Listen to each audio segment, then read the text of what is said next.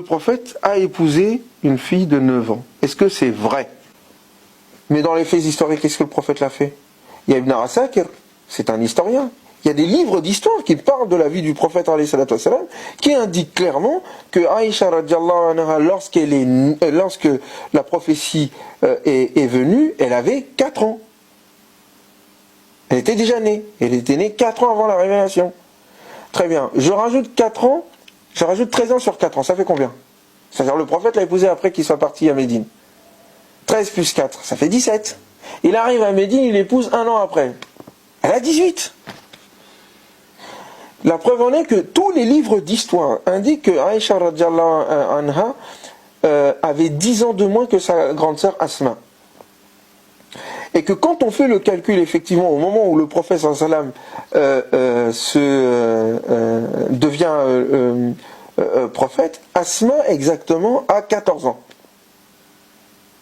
Quand elle aide le prophète dans sa fuite vers Médine, quand ils vont quitter la Mecque, c'est Asma qui leur donne à manger pendant les 3 jours. Elle a 27 ans. Les choses se tiennent. Mais d'où vient le 9 ans? Ça vient de Bukhari. Que Bukhari. La question, c'est pas tant pourquoi Bukhari a mis ça. La question, c'est pourquoi les musulmans n'ont fait que suivre Bukhari alors qu'il y avait d'autres sources. C'est du suivisme. C'est de la bêtise humaine. C'est une erreur de sacraliser les propos d'une personne. La preuve, il parle quand même de notre prophète. Il s'est peut-être trompé. Non. Aucun savant digne de ce nom ne dit que tout ce qui est dans Bukhari, il est à 100% vrai. C'est pas vrai ça. Non.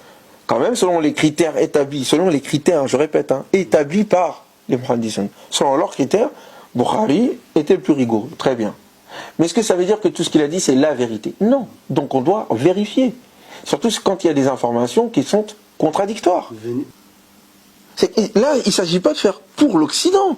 On aurait dû faire ça au nom de nos principes, au nom de la religion, au nom de la scientificité de nos critères, au nom de la scientificité des critères des règles de hadith, on aurait dû rejeter ce hadith-là.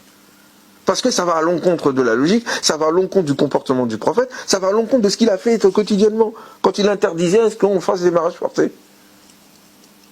Or, une fille de 9 ans qui est mariée, elle ne le fait pas avec son consentement, c'est pas possible.